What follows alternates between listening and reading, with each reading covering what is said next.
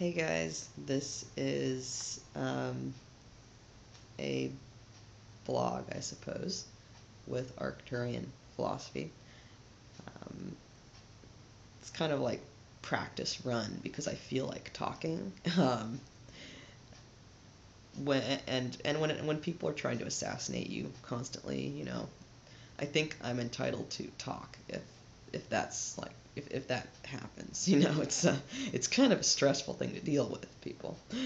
Um, but what happened is I stayed out on the balcony, and I knew the inside was fine pretty much, but still I just wanted to stay on the balcony because I hadn't slept outside even though it was freezing cold. Also, the guy, um, if you're watching this, there was a guy who called me yesterday saying, "Hey, I saw your video on YouTube. Hey, and I heard you talk about all this stuff. Oh my God." Okay, to that guy, if you are watching this, here's what happened. Um, what what was going on is, you see, I'd also gotten someone calling me who was with the Ashtar command, and so I basically had to put all of my focus there because that was what I was supposed to be doing, or that was what the orders were. Um, or to focus all of your energy on anyone else who's aware that they are part of the Ashtar command, and that will help get you to the places that you need to be at. So, um, sorry to you after I take a shower and stuff. I'll like call you back, but um, hopefully it's not people with bad intentions calling me, because that would really suck, because I've had that happen a little too much. It would really suck to have that happen more. So I'm going to think about that not happening. I'm going to think about good things happening. So, speaking of good things happening, and why am I talking? The reason I am talking is because I wouldn't exactly have thought that this was true, except that it seems like the person who I first learned about this, you could call it an Earth-based organization that has to do with extraterrestrials, um, I wouldn't have believed that that was true, but the way they started talking um, seemed like something that I couldn't have just be making up in my head.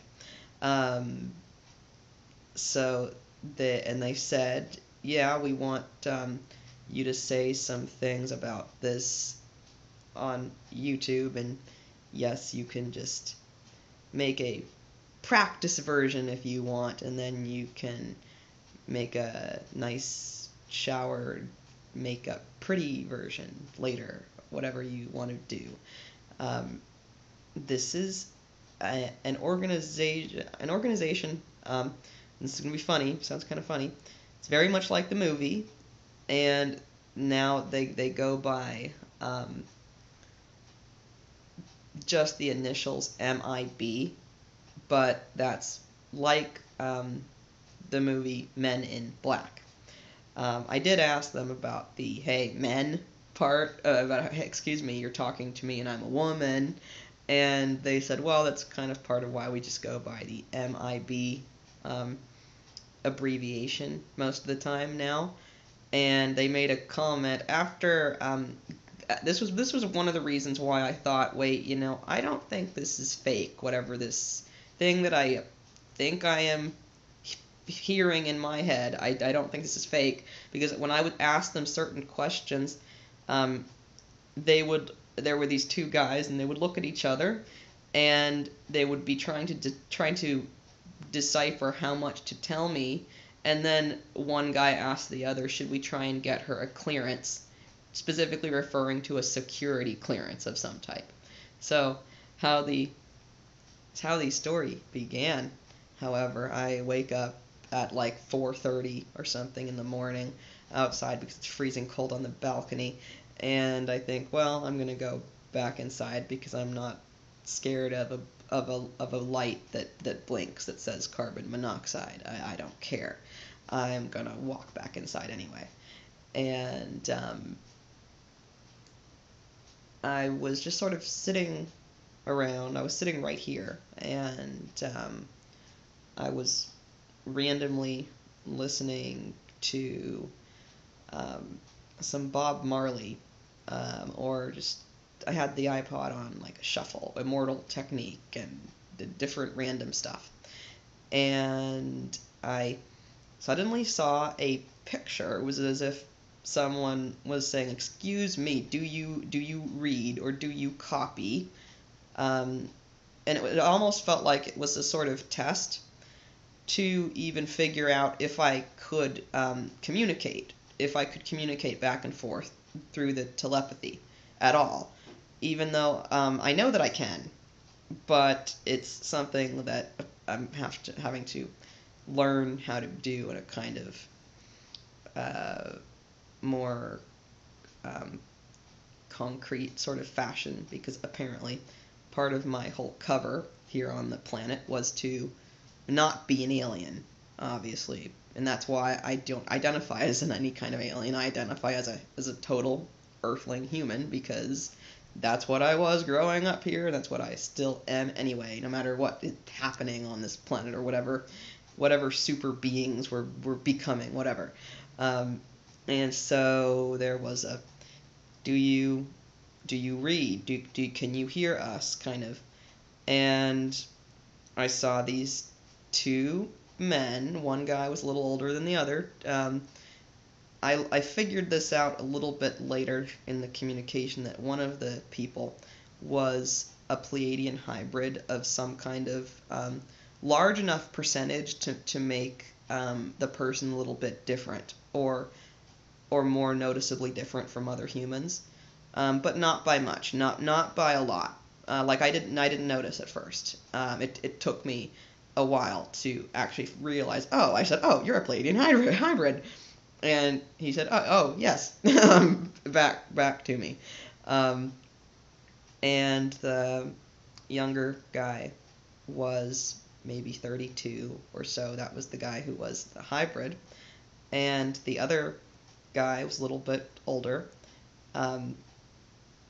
and seemed more like your normal human, but seemed kind of like guy who was more experienced and more in charge. And this also took me a while to realize it. They're these two guys wearing black suits almost, and black sunglasses.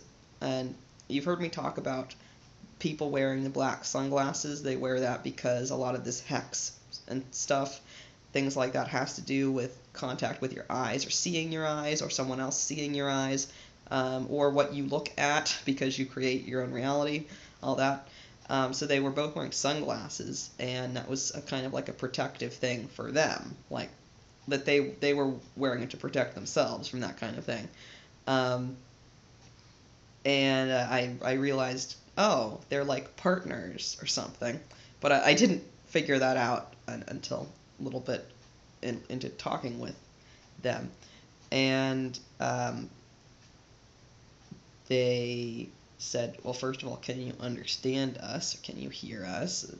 And I said, yes, but who are you?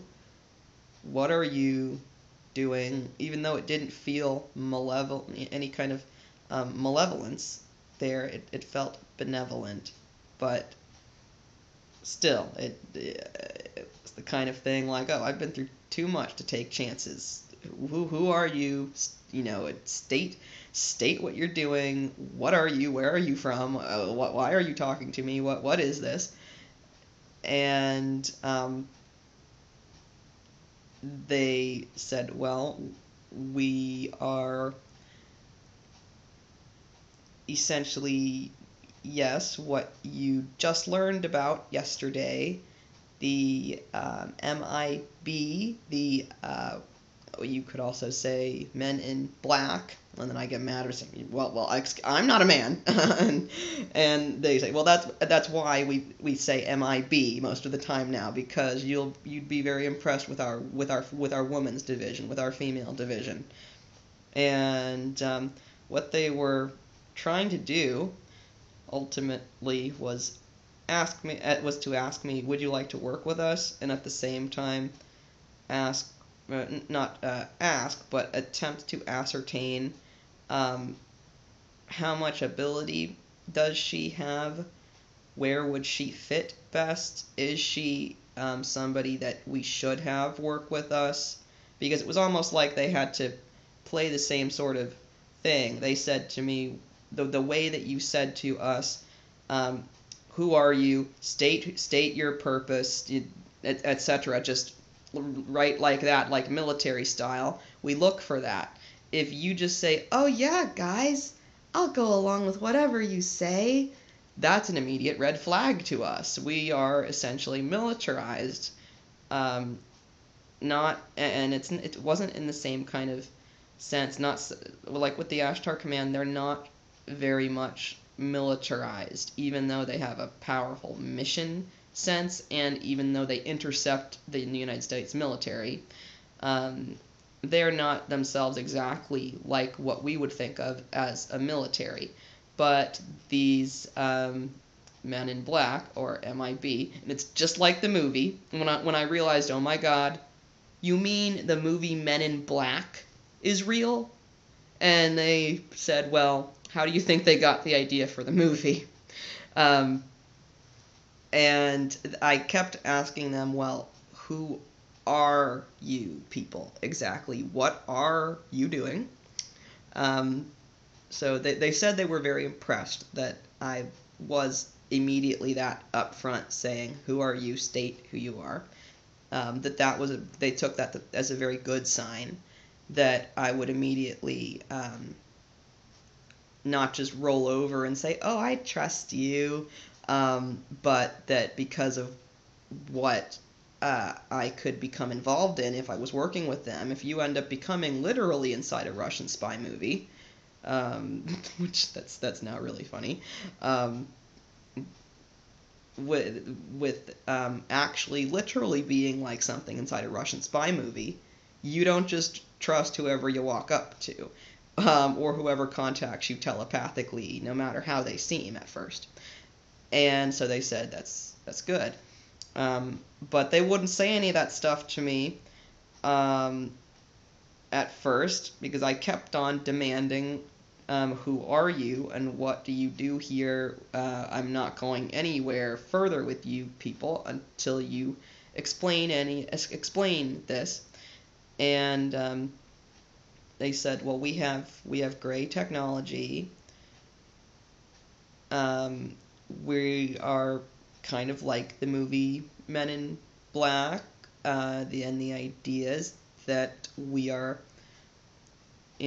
sort of like an Earth-based organization to help facilitate the disclosure of aliens and extraterrestrials, because remember, ET 101 does make a distinction between alien and extraterrestrial, and that's just something whether we agree if it exists or not, but I think we should agree that distinction exists, because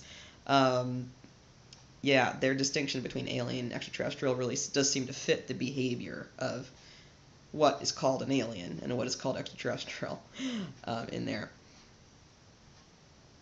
But I kept on, demanding more information from them. And so finally it was the guy who was in the, driver's seat said, well, how about we call, and let's ask if she can get clearance on it. And he's holding some sort of very high-tech gadget, like a phone, but like a really, really, really smart phone, and put it up to his ear, but it was almost like he didn't even talk. It was almost like it was heard through the other end, just by him thinking, hey, she keeps on asking us what do we tell her, basically? What information do we give her, and do we give her any kind of security clearance? And there was only one word on the other end, and I heard, I was listening to the whole thing, and I heard whoever it was on the other end say, "Granted," and then it hung up immediately. And I thought, okay, and the one guy looked to the younger one, and the younger one was sort of shocked because apparently they didn't do that very often. But the idea swirling around was, well, we're dealing with the girl who stopped the nuclear Agenda 21 stuff right now, the primary anchor for that. So it makes sense that we would just go through our first security clearance over the phone or over whatever it was, because it was not like a normal phone. It didn't operate like a normal phone. It was some sort of extra dimensional technology involved with it, as well as like what you'd call a smartphone. But it did look kind of like maybe an iPhone sort of, but a lot more high tech, something along those lines.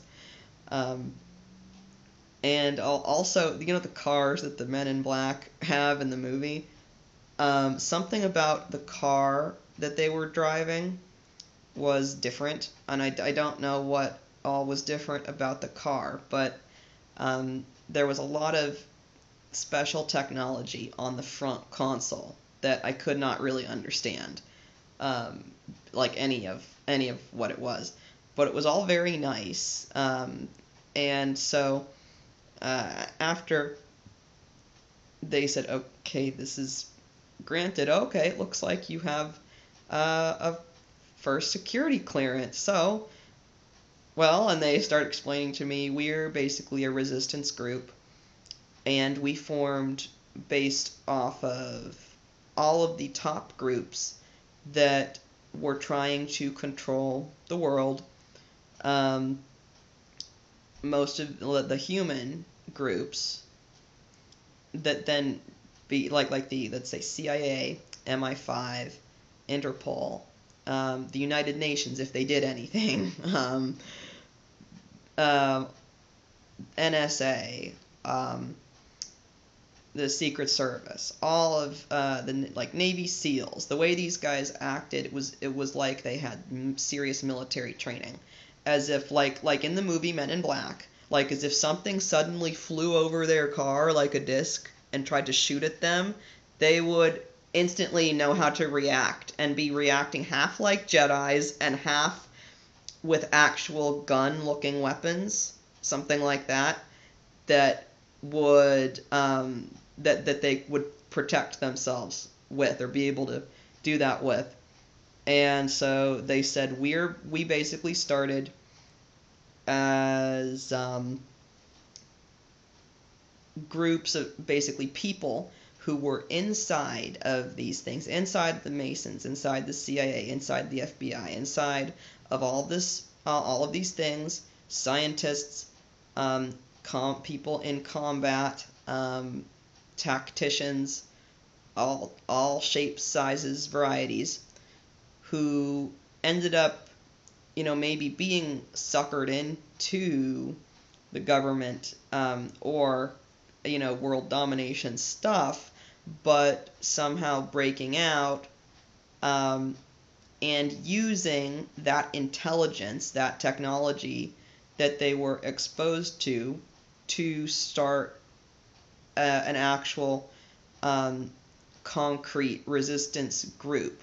So kind of think, okay, there are all the issues with the CIA and all of the people who are ex-CIA coming out and saying, look, this isn't right. It's like there are people like that said, you know what, I don't care if my life is on the line, because you know what, we're always alive.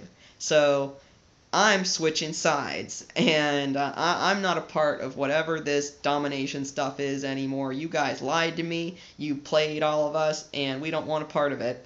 So it was like there was a splintering off of people from all of these different connected world organizations who um, started going towards the ascension agenda and trying to actually get it to somehow manifest in a way that would really work on the earth, because it's pretty hard when you've got a bunch of mind control going on and then a handful of very aware people, or people that get called crazy.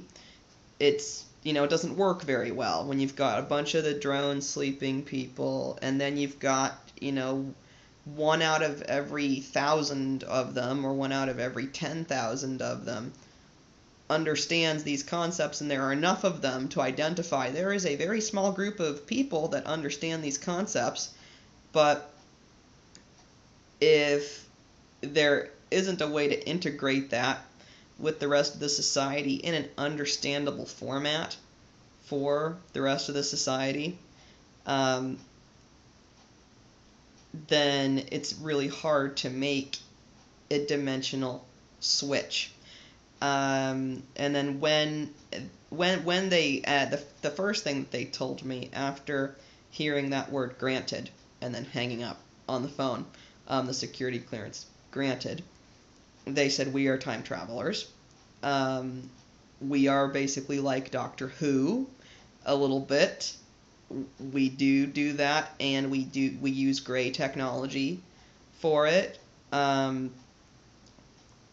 They also asked me some questions, like they said to me, okay, the only time that you've ever seen a Zeta species, and they started saying Zeta 1, Zeta 2, and I didn't understand what they meant, so they stopped and just said, okay, the grays, the small ones, the tall ones, there's lots in between, all of that. And I said, yes. So you remember the one that you saw outside your house when they were trying to kill you very actively, how it manifested and how it looked, basically like Yoda, like exactly like Yoda with little ears but gray colored, and with this look like a Dalek, like it wanted to kill you, like exterminate, and it talked like that too. It said, what do you want? And I said, what do you want? Backed away from the window. And then what does it tell me back after I sit down here on this couch again? Sit down on the couch, and it says, shoot you. Okay. They were asking me, how they really think about how did you feel during that experience. And I said, well, I mean, I'd never seen an alien in front of me like that before. I wasn't scared, but I mean, I was shocked that, oh, look, it's actually one of you things that I've read about right in front of me. But that it was like they were trying to assess, like, were you scared really by it? And I had to say, well, honestly, no, not really. And they said, excellent, that's what we want. But that was one of the more Yael types. You haven't come face to face with the more famous small grays that you can remember, because yeah, I've got the mark on my arm from whatever somebody did to me, whoever that was. But can I remember who they are? No, because these MIB people were able to explain to me this technology, this memory erasing type technology. We have it too, and we use it too, just like in the movie Men in Black.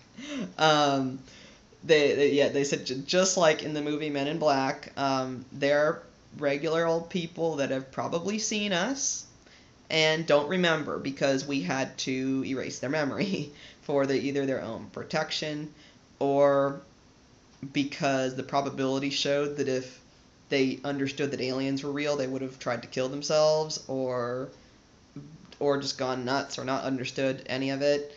Also, they do understand that people now are just like waiting for the disclosure, pretty much. that there might be some random people out there who would be totally shocked to figure out that aliens existed now, but that number of people is so few that those people who would be like, oh my god, other people will be able to come over and say, oh, it's okay, I have alien DNA. And we all do. It's, see, look, this person can levitate stuff, and look, this person can do this, and look, yeah, it's all real. Don't worry.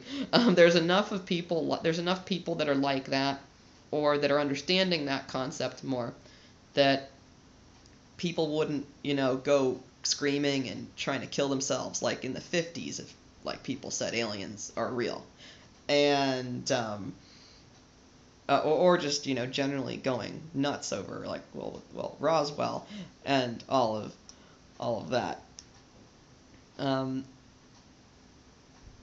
So they said, we are kind of like Doctor Who's in all of this. We we do use a monetary system still, but that was because they said, like, you've been thinking about this, it's so hard for all of us that have been born into a financial slavery system to attempt to invent another system when we're actively dependent on the system that we're using that is holding us down. But what the one guy commented was, but this is probably the closest that you're going to get to not using money, even though we do still use money. And so I said, well, that sounds good to me, guys. They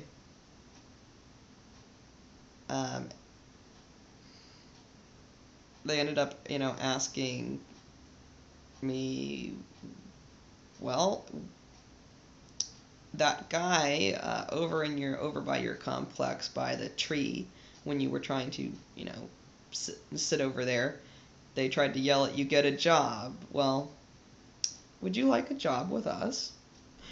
And I just sort of stopped, like, sitting there and thinking to myself, okay, I'm not sure if this is real.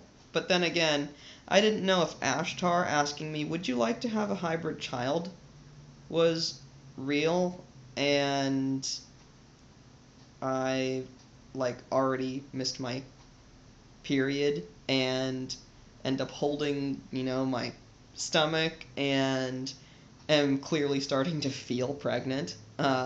So, well, I know that was real, and I know the guy trying to break my bones at the healer, the reptilian guy trying to break my bones during the whole thing, was real, and and then they brought up, that when you walked outside and they messed around with you and suddenly you were not even on the same dimension, you were not astral projecting or anything, you were actively consciously walking around, you opened your door, shut your front door, and then suddenly you were not in the same place that you had just come from. Your apartment complex was not the same apartment complex. Like how things were rearranged, there were no trash cans, there was no ozone layer. Everyone was terrified of me. They were all like reptilians or something, and they said to me, so you see, they did that using partially using gray technology to you, and we have the same technology. Our purpose is similar as yours with back engineering the technology. And so after I said, okay, guys, I guess let's do this, they said, you first won't meet up with us, but you walked outside and everything was suddenly, different once. You think that can't happen again? Oh, it can happen again. And we are going to make sure that you stay safe. in a human definition of safe. Because see, reptilians have different definition of the word safe. They think like being dead and cooped up and imprisoned means like safe. They have very strange definitions of these things. Or God, like when they say God, they mean Satan. And they think they're worshiping God, but it's Satan. It's yeah. So they said, yeah, you're not really going to overtly see us at first. Your area is, too infiltrated right now, but you are going to eventually meet up with us. And then I was shown here, why don't after they were done talking with me, so these two guys, and they said, look, we have to be out of here. Yes, we are literally in a car parked behind a bush. So the one guy said, yes, we are literally in a black car parked behind a bush. But we have to be out of here before sunrise, and we have to make this quick. So, are you in on this?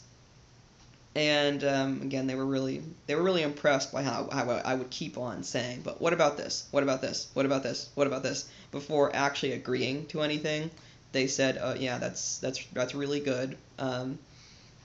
And then this was funny. They said after the fact, "Oh, see, yeah, we do this to everyone at first to really, see what their mindset is." They said, okay, so now that you understand that we're a little bit like the movie Men in Black, you remember the movie Men in Black, and so here now we're going to erase your memory with this device. And immediately I said no, and I don't know if it broke the device or did something to it, but the one guy who was like half Pleiadian or something said, we really are gonna have to. We should be using a different way to do this for people, because it ends up breaking all of our stuff. This ends up breaking all of our stuff. I mean, we shouldn't be doing it this way. And the other guys, apparently, they were doing that to see how I would react, to see what effect it would have, and to see how determined I was to, be able to hold on to my memory, and how determined I was to work with them or not. And so basically, if you react in that kind of fashion, where you instantly attempt to break whatever it is that they're using, or something like that, or say, you do that, but you react in a non-violent fashion, that they look for, okay, how did you react? Did you try to slit our throats? Did you try to do anything other than break the device? Did you try to do something else? Did you just sit there and say, oh my god, like a deer in the headlights? Like, how did you react? So what the one guy said is, well, you see, if she were to get any inclination, that he said, we're working with telepaths here, if she had any inclination that what we were doing somehow wasn't real, and if she could sense that the device that we had wasn't real, then her reaction wouldn't be real. And in what we're doing, we need to be able to assess these things as accurately as possible, and this is the only way that we've managed to figure out how to really do it completely accurately for now. And this guy's holding this broken thing or something and saying, yeah, but we need to figure out a different way to do this. And being like, Pleiadian, you're doing this in a stupid way. So then after that, they said, okay, good, you're ready. We'd like you to meet the women's division where you'll be. And I said, okay. And I see a Russian girl, and she was right about my age or something like that, and she said hello to me, and I looked at her, and I saw her eyes had the Yael style slant to them, and I said, "Wait, you're hybrid Yael," and I was very shocked because, well, I've never really experienced any version of Yael or Gray or anything attempt to do anything other than kill me, which includes Zachariah. Yeah, so from Human Colony. Yeah, so I was very shocked to see, especially somebody Russian, all the Russian people trying to murder me. And that it was somebody like similar. She said it was similar to you, how you have reptilian breeding. I have their genetic stock. But then she stopped, and it was almost like me talking, like the way that I would talk. But she said, but they expect me to be a dog on a leash. They rape and abuse and enslave us, and I do not care if they are part of who I am, or part of my species, that you might call it. If that is what they are doing to humans, then they must die. Like, think, Russian Kill Bill style. Yeah, if that is what they are doing to humans, then they must die. And she did have a Russian accent, and she said she wasn't an American citizen, but had been brought to the United States, similarly to another guy who I'd met who didn't have an accent, but had been someone escaping with their parents to the United States during the Soviet Union, or something like that going on, but also being completely followed around by Greys and such, and being implanted, and apparently lots of horrible things were done to her, and she said, I don't want to talk about it. Like, I would keep thinking to myself, oh my god, you're Yael, and you are a large percentage Yael, because as I would see her walk around, I would begin to notice how significant the slant actually was. Even though she was very beautiful, but the how I noticed the slant of her eyes was rather pronounced, and she just sort of looked for a second, and she didn't talk, but just touched her with her middle finger, touched her temple for a second, and looked away. And what she said in a telepathic fashion was, "Look, I do not want to talk about it. What they do is sadistic. I do not want to talk about it. Do not mention it to me, please." And so I said, "Oh, okay. You are a human." Clearly, then, if that's the case, you are a human. But she really did not like hearing, "Wow, you're Yael, wow." She really did not like hearing that, with apparently whatever had been done to her.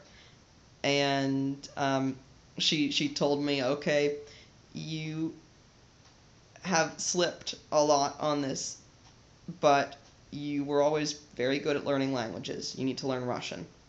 And I thought, oh God, an alphabet too and everything? And she said, "Yes, you have to learn specifically Russian. You must learn the Russian, and you already know 3 words. So you need to do this."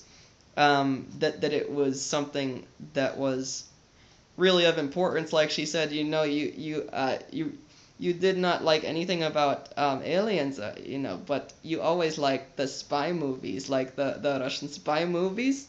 Yes, you need to learn the Russian. And so I thought, okay, I guess I'm gonna take a shower and stare at Russian. That's gonna be that's gonna be interesting. Oh boy.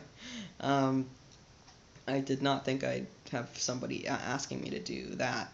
And also more about what she looked like. She had her hair pulled back and in a long braid that went all the way down, almost to her waist, but down half of her back at least, a long braid. Um, and you could tell that she had extensive, almost what you'd call it, combat training. Um, and that she was practically a specialist in all kinds of different fields, um, or specifically for people that I guess would have to be inside of a Russian spy movie, um, medicine, all kinds of different medicine or healing techniques. Um, that was one of the things that she started doing, saying, "Oh, yes, we've been looking at the thing in your chest. We're going to have to do something about that." And she looked like the kind of girl that I would have been if I hadn't had been, so targeted. Um, she was very athletically fit, and it was like literally like Laura Croft, like a Laura Croft kind of idea, or where it was a woman um, who was, very beautiful, but and young woman like me, but someone who could snap your neck in 2 seconds if you pulled something funny on her, or who could do a like backflip and fly off of a building and down an elevator shaft or something, practically like crazy stuff. That's why they tell me, oh, that's why you like watching those Russian spy movies, because you're eventually going to find yourself in one and doing things that are like in those movies. Oh, that, oh God. Also, just speaking of this here, or making this motion, um, the one thing that two guys in the car kept doing is they would keep doing this at different times. They would do this when they would be trying to um, sense the area, and I would tell them, well, you know where you are, right? Guys, if you who are who you are saying you are. Also, they mentioned, well, we are working with the Ashtar Command now because they seem to like what we're doing, and we seem to agree with them quite a bit, and you agree with the Ashtar Command, so it seems like we're all on the same page here. But I said, I mean, you guys, you know where you are. Like, this is not a safe place for you to be, if that's the case. And the response back was, oh, they know to stay away from us. They know. They know to stay away from us, as in, like, we've got their same guns to fight back with kind of idea. Or whatever interesting types of technology, that they had the same things. That they could actually Star Wars style fight back with in some sort of way like that, if they had to. But they would say, yeah, well, I mean, we don't, it's not like where people watch a Russian spy movie because they just want to make up a Russian spy movie. They would say, we are doing this because of how you ended up doing this. You never thought that you would be in the middle of intercepting global war, nuclear war. You never thought that you would be in the middle of doing that, or having a child, God forbid. You thought you were never going to have children. I had vowed to never have children because I couldn't stand the thought of bringing suffering into this world. And so they said, look, I mean, you never thought any of this stuff would be going on like this. in a way, most of us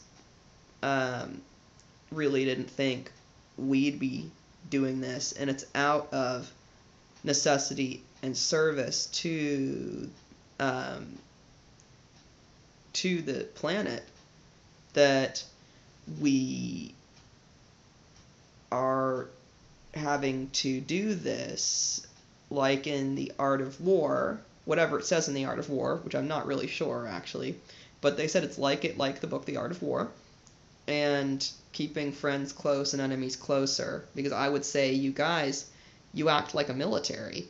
And they would say yes, because the younger one would refer to the other one as sir, and they were almost like Navy SEALs, kind of, in the type of training that they had. It was like the Navy SEALs, something like that.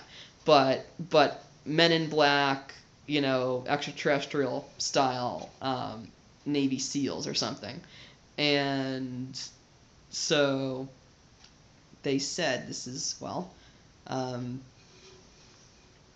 because we have to. The other side builds up armies and has all these different tactics, and we have to use all of their tactics and more in order to beat them and be able to switch at a moment's notice between one strategy of battle and another, or like this and that.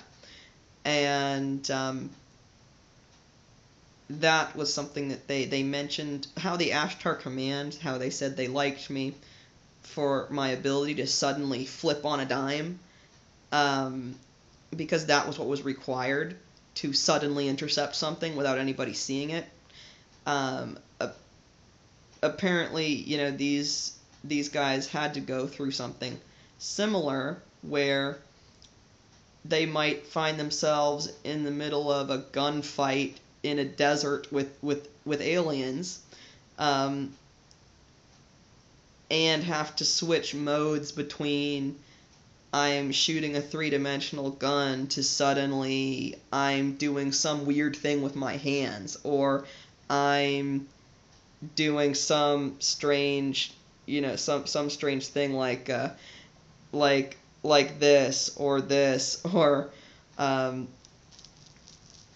this, or I'm creating this or that, like different light-based techniques that the dark can't really access easily, but still be able to use the techniques that the dark uses. Kind of like Archangel Michael. I just got that put in my mind, because that's what the Archangel Michael has to do, having the sword that he has. He explained to me that the reason I have a sword is because it's metal and reflective, and so that I can do these same things that they can do if I absolutely have to.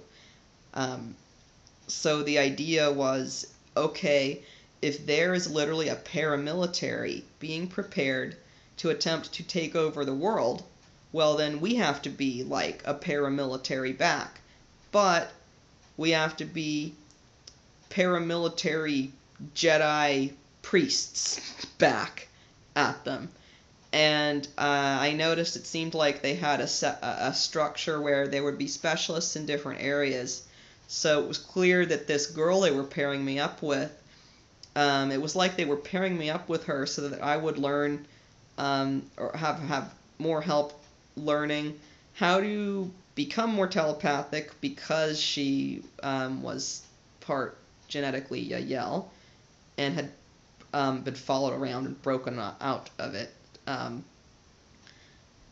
And that she would also be able to watch me. And I asked her, she mentioned when she was looking, she said, I want you to stand up here, and I'm going to run a scan over your body and just see how much damage we're dealing with here, and how well you are fighting it back, and how well are you recreating new pathways in your body. What does your energetic structure even look like? And how is it doing and everything. And she made a comment about, oh, that we do want to make sure that everything goes well with your child. And I said to the two guys, well, because you want the kid, and um, they said, well, we shouldn't lie to her about this because she'll just know. And they said, yes, but this is because it's technically part of both of your contracts. And they said immediately, because I sensed, oh, well, anybody could say that to me.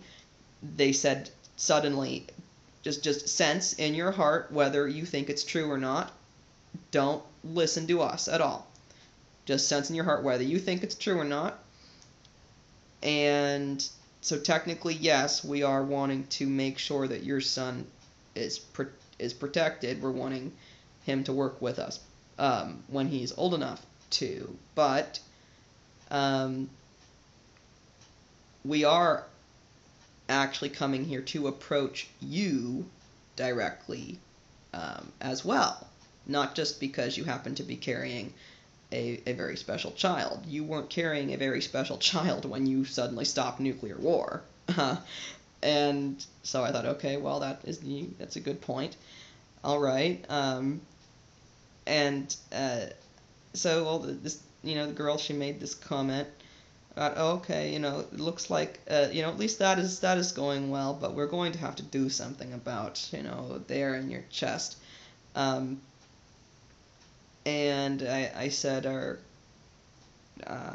you think you will ever have children, because, and I didn't say anything, but the idea was because of your genetic stock, because you're part Yael, but are you thinking you'll ever have children? And she said she just sort of looked up and away and said,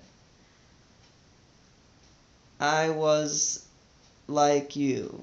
I thought I will never bring this kind of suffering into the world. Not like what happened to me, never. And I said to her, well, never say never. That was what I did. Just like you said, you're like me, saying that you would never dare do that. But maybe you might one day. Who knows? If you decide to. And so she said, you'll kind of see me in and out in a telepathic kind of fashion, and because I'm so bad with names, I couldn't really understand her name very well, but it ended with a zh sound, like spelled with a J, like nausea, maybe like that, or minya, something like that. I couldn't quite get if it was an M or an N sound or what, because I'm still so bad at the whole thing, and I'm already just bad with names, which is why I call that blonde guy out there Blondie, because I don't remember his name. So it's already hard for me to remember names. So that makes sense why it's hard for me to hear the names. I